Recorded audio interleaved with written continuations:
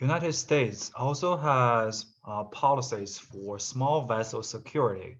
Okay, small vessels refer to those small boats owned by individuals or companies, and these boats they cannot take a lot passengers or cargo. Usually, they are used for entertainment, like family sailing or anything you want on the boat, right? On the open water, right? So DHS issued the small vessel security strategy to reduce potential security risks from small vessels. Okay. Actually, small vessels, they are more, it's more difficult for the government agency to control them, to monitor them, right? Because large cargo ships or passenger ships, they are strictly registered to big companies, which means, and they need a lot of people to run, which means it's easier for the government and for the Coast Guard to track them, to monitor them. But these small vessels, you can buy them with not so much money and own them by yourself. And the registration of these vessels, of course, there should be registration, but the monitoring of these vessels, the tracking of these vessels are more difficult than big ships.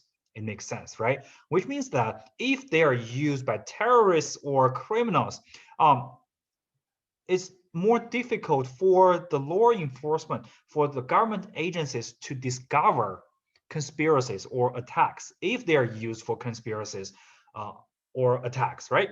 So, what are those strategy issued by DHS to protect the security, to address small vessel security? So, develop and leverage a strong partnership with small vessel community, right? And the public and the private sectors to enhance maritime domain awareness, right? So it means that the government should create this partnership with vessel owners and vessel community, right? So it's easy to control, so it's easy to monitor, to track those small vessels, and enhance maritime security and safety based on a coherent plan with a layered, innovative approach. For example, improve detection and tracking, right? Enhance the radiologic and nuclear detection capabilities, right? Improved data collecting and analysis. Like I said, the information from all those small vessels is more difficult to collect. So the government should do its best to make sure that okay, the small vessels they are in control. Okay, if something is going to happen or if something has happened, responsible small vessels should be addressed uh, relatively I mean easier to be addressed, easier to be addressed, can be easily addressed, can be easily found, can be easily uh, analyzed or detected, right? And leverage technology to enhance the ability to detect, determine intent, and when necessary, interdict small vessels, and enhance coordination, cooperation, and communications among federal, state, local, and tribal partners and the private sector, as well as international partners. So again, the emphasis of cooperation, the emphasis of partnership between government and the private sector. Okay, so here is an example um, using small boats to carry out terrorist attacks. So small boats can be used by terrorist attacks, right? 2008 Mumbai attacks, okay, happened in India. So a series of terrorist attacks that took place in November 2008 when 10 members of a Pakistan terrorist organization carried out 12 coordinated shooting and bombing attacks lasting 4 days across Mumbai area. Okay. And they used speedboats, which are fast, small vessels, right? They were used to transport attackers, firearms, and explosives. And this whole serial attacks led to 166 casualties and 9 attackers. So this is an area where all those attacks happened, and all those blue points are used to represent positions of attacks. And yeah, you can imagine it's pretty hard for the Coast Guard or Army or any local government agency to monitor and track speedboats. They can just park along any position along the coast, right? And they do not need a huge port to park or to land, right? If there is a big shape, it must be parking uh, in a big port, which means that you have to register with the port. You have to report what is on your ship to the port authority, right? And that process is actually securing or protecting the port from attacks, right? But if you are just driving a speedboat, nobody can even say you, for example, in the night, you can easily carry most things illegal on the boat, right? And do whatever you want. So that's the reason why small vessels, they are more difficult to be controlled, to be monitored, to be tracked. Okay, so we need policies for small vessel security. Okay, and next, we're going to talk about the supply chain security. So what is supply chain? The worldwide network of transportation, postal and shipping assets, and infrastructures by which goods are moved from the point of manufacture until they reach an end customer, as well as supporting communications infrastructure and systems. So this is a long, I can say it's a pretty long sentence to define a supply chain. Okay, and at international level, there is a framework called SAFE. Okay, SAFE framework of standards to secure and facilitate global trade.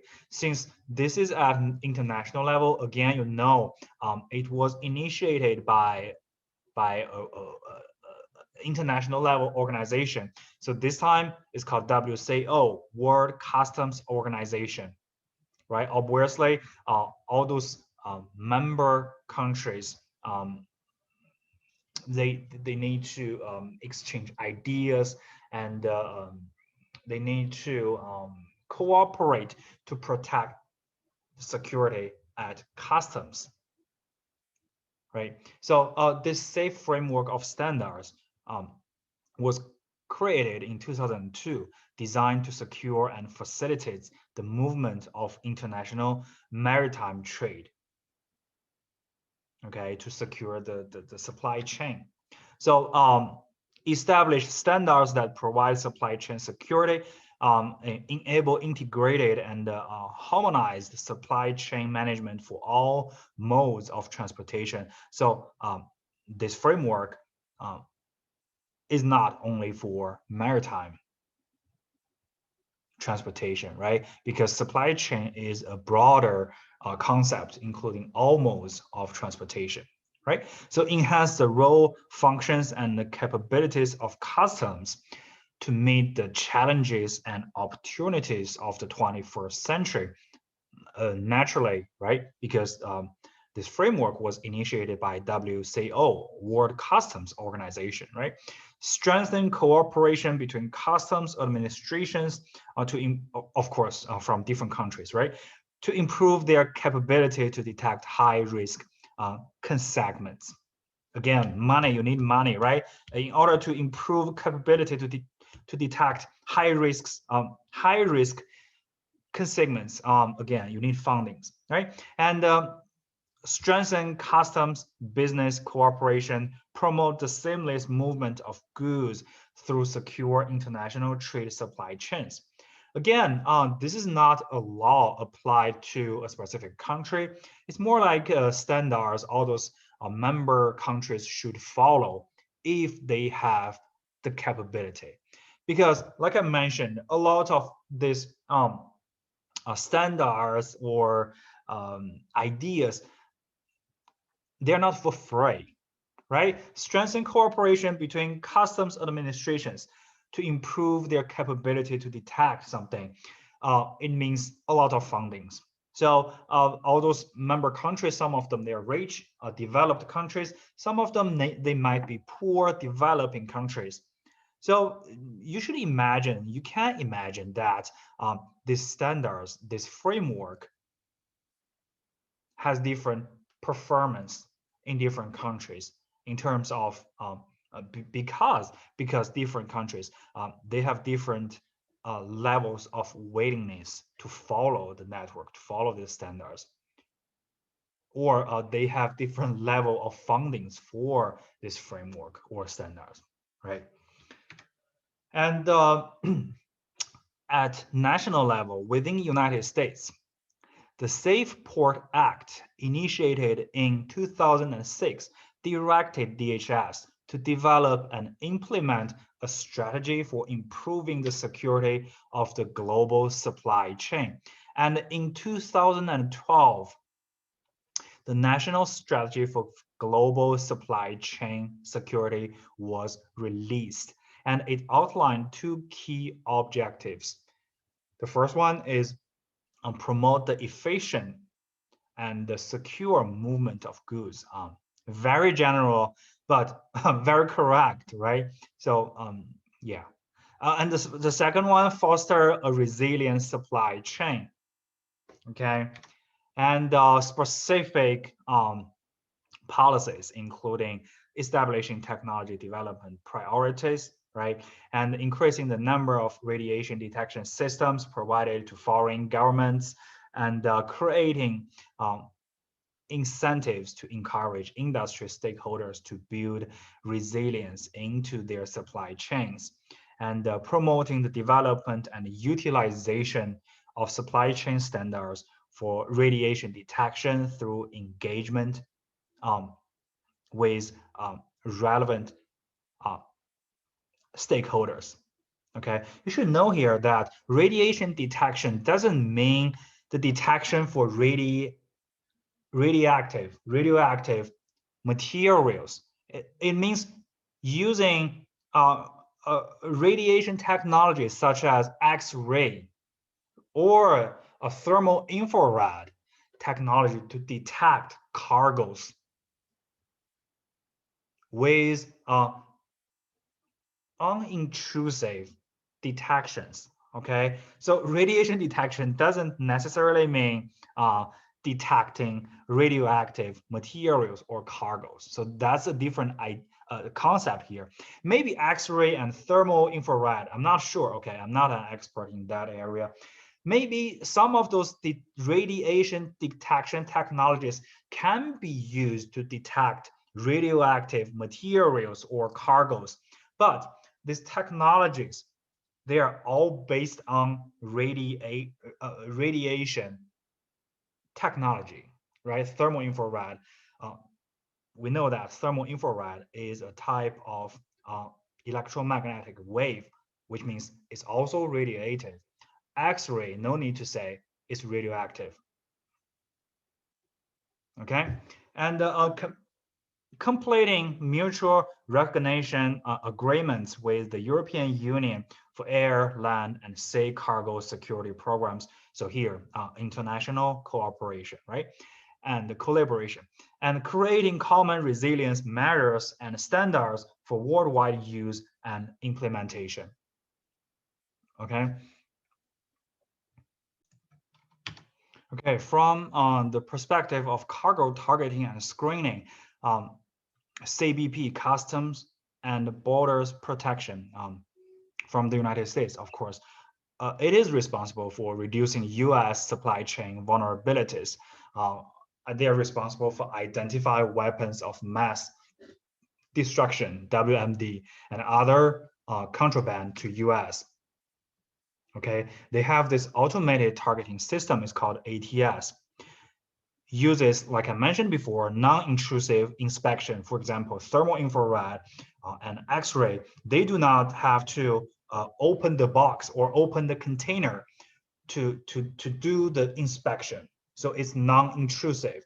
They can use instruments to scan the container or cargo from outside.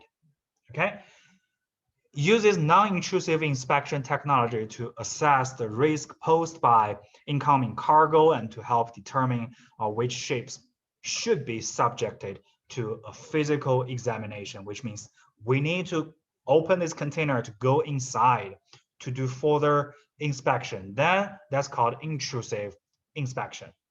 Okay, and the rules applied by ATS determine the risk level of a shipment. Okay, the 24-hour rule, right? Since 2003, vessel carriers need to electronically submit complete and accurate manifest information to CBP 24 hours before the loading of cargo onto U.S. bound vessels at a foreign port. You have to report to me at least 24 hours before the loading is going to happen, right? The importer security filing and additional carrier requirements. Okay, it has another name because it's a long name. It's called 10+2 rule. Okay, since 2009, importers, so companies, right, need to provide, importing companies need to provide CBP with 10 shipping data elements, such as country of origin and etc., container status messages, and vessels stow plan in advance of arrival of the shipment at the US. So you can say all these policies. Again, they're trying to just prevent the entering of risks into the US. Okay, they're trying to block these threats, these risks outside of the United States before they're trying to enter, right? And also here we have a flow chart. We have a flow chart for what? For this whole process of transportation of cargo. Okay, through maritime transportation, right? These cargoes need to be, of course, manufactured, right? Packed, okay? And the targeting process begins. They need to be detected, inspected, and then you can follow this whole process until they arrive at the United States, right? Unloading the container at the port of arrival in the United States, scanning again high-risk containers, and scanning all other containers. And then after this whole process for security, then eventually the cargoes can exit the US port. Okay, so this is a very general process, flowchart for cargoes from other countries to enter United States through maritime transportation.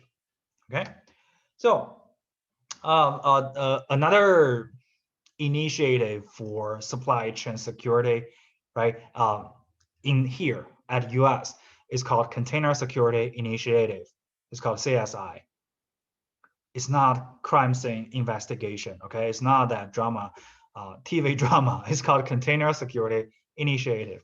So under the program, partnerships are established between the United States and select foreign governments, allowing CBP and other governments' customs agencies to work together to accomplish the objective of identifying cargo containers bound for the United States that pose a high potential risk. So obviously this initiative again requires the cooperation and collaboration between United States and foreign governments, right? So now operates in 58 foreign ports of 32 countries, right? Australia, New Zealand, and China also allows CBP to carry out remote monitoring on US-bound shipments from ports of Melbourne, Auckland, and Shekou. Shekou is a name for a place in China. I think it's in Fujian province. So it means that obviously Australia, New Zealand, and China, they are three big business partners of United States, right? And they even provide the authority for US CBP to remotely monitoring US bound shipments from their own ports, right? And the next one is called Customs Trade Partnership Against Terrorism. It's called CTPAT. It's a voluntary program through which the agency works with private companies involved in international trade to review and improve security of their supply chains. Again, this program here is also from the United States. Container security, physical access controls, personnel security, procedural security, security training and awareness of personnel or employees, physical security, information technology, security, and security assessment, response, and improvement. Okay, so again, this program is not between United States government and other governments from other countries.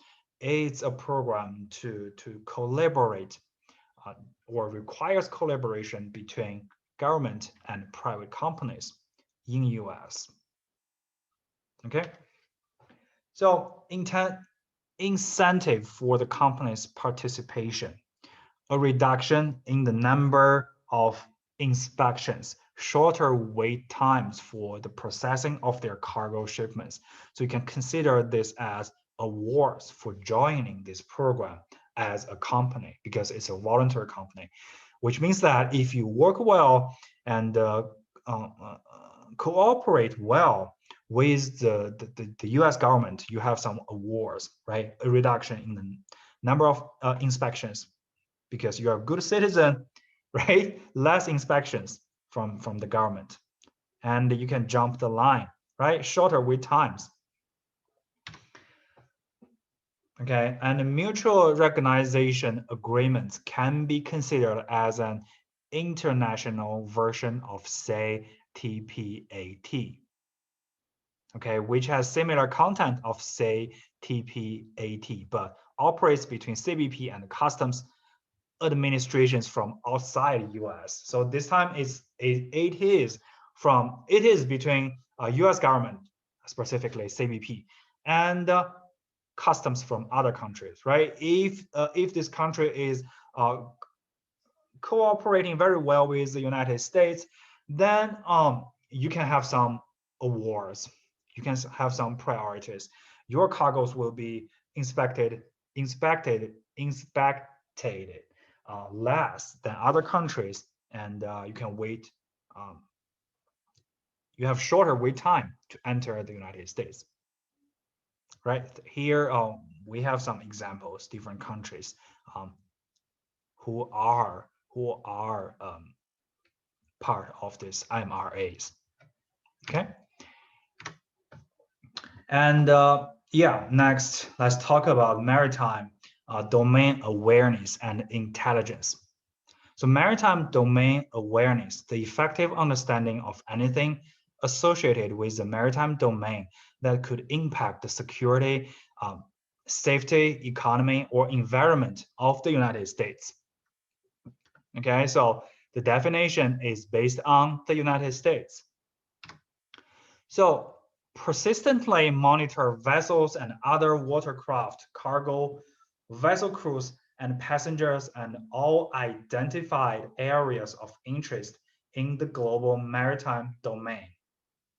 Okay, so this domain here is at national level or even global level.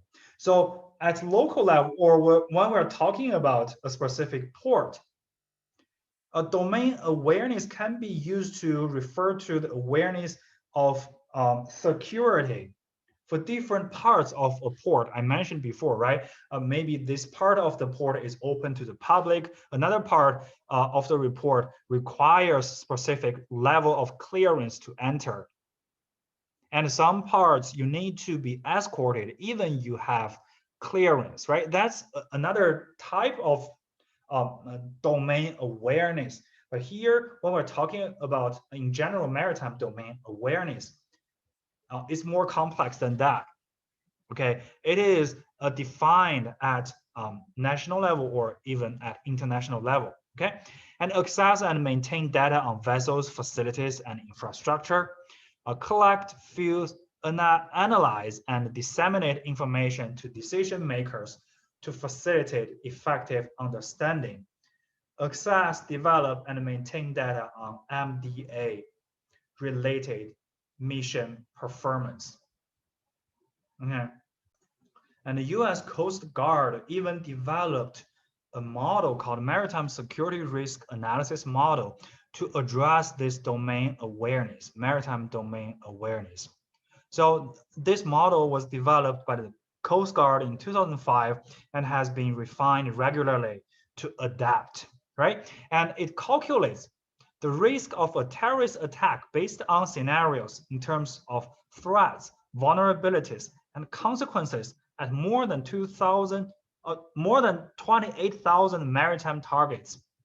It means that this model is trying to quantify the risk of a terrorist attack to enforce this maritime domain awareness, right? So this model, of course, this program is a part of maritime domain awareness, and of course, it helps. It does not help itself is an information collecting system, right? Or intelligence collecting system, because you need to collect intelligence and information to calculate the risk of a terrorist attack, right?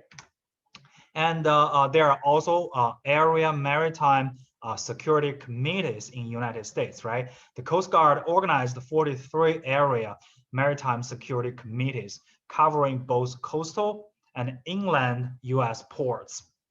They're used to enhance communications among stakeholders at different levels within the port area, right? The responsibilities of them include identifying risks, determining mitigation strategies and implementing methods, facilitating communication of threats and changes in maritime security, right? So you can imagine this committees, they are formed by maybe technical experts, politicians, and maybe representatives from local communities.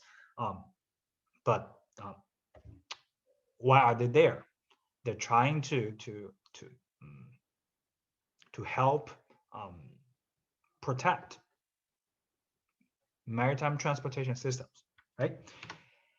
And yeah, let's talk about a little bit about Coast Guard intelligence elements. So the Coast Guard, again, intelligence organizations provide support at national, district, and sector levels. So at national level, the whole country, the whole United States can be divided into two areas, Atlantic and Pacific. Because we're talking about maritime security, so Atlantic Ocean and Pacific Ocean, of course. District, there are subdivisions of two areas, right? Which two areas? Atlantic area and Pacific area, right? And below the district level, there are also sector level. There is also sector level, right? Subdivisions of districts. So this is a hierarchy system with three levels, right? National level, district level, and sector level. Okay, at national level, Intelligence Coordination Center is responsible for managing, analyzing, and producing maritime intelligence for the Coast Guard and maintaining a 24-hour indications and warning center. So for these two areas, right, there are maritime intelligence fusion centers provide intelligence analysis and geopolitical issues, terrorism, vessel movements, transnational crimes, port security, and maritime and marine biological resources. So you can see these centers, they're collecting all sorts of intelligence and information related to maritime security, right? Political intelligence, specific vessel movements, crimes that might be related to an attack or maritime a crime or maritime related to a maritime security issue or the port security and even marine biological resources, right? And at district and port level, there are area and district intelligence staffs provide intelligence support for their respective commands. Sector intelligence staffs are the key intelligence support element at the port level and provide threat assessments. So this hierarchy system is unified, is unified at national level, right? They're following orders from the Coast Guard, and this is a three-level system, right? National level, district level, and sector level. And at different levels, there are coordination centers, fusion centers, intelligence fusion centers, of course. And at a district and even lower port level, there are different staffs for collecting and collecting intelligence and supporting specific commands and orders. So this is a very complete, ideal system to ensure the intelligence on maritime transportation security. Okay. So here is a map showing you the U.S. Coast Guard sector commands. So basically, we can see a lot of boundaries here. They are not boundaries for different states, right? According to the legend, green boundary is the area boundary, right? So this is the green boundary here. To the west, we have what? Pacific area. To the right or to the east, we have Atlantic area, right? And red boundaries, they are for district boundaries, right? Within each area, there are multiple districts. And we also have another color, blue, for economic exclusion zone. And you can say within each area, there are multiple sectors, right? Under each district, there are multiple sectors, right? They're marked by stars. Okay, so yeah, that's all I want to say about implementing maritime transportation security. As you have watched, I introduced so many programs and policies at national level and international level. They're all here to protect the security, to address maritime security issues. Okay, some of them are more important than others, so I have highlighted them by red. And when you're trying to prepare for the next exam, we have another exam, right? Those highlighted policies and programs and concepts, they are more important than the rest. Okay, I will just stop here, and next week we're going to talk about implementing land transportation security. Okay, thank you.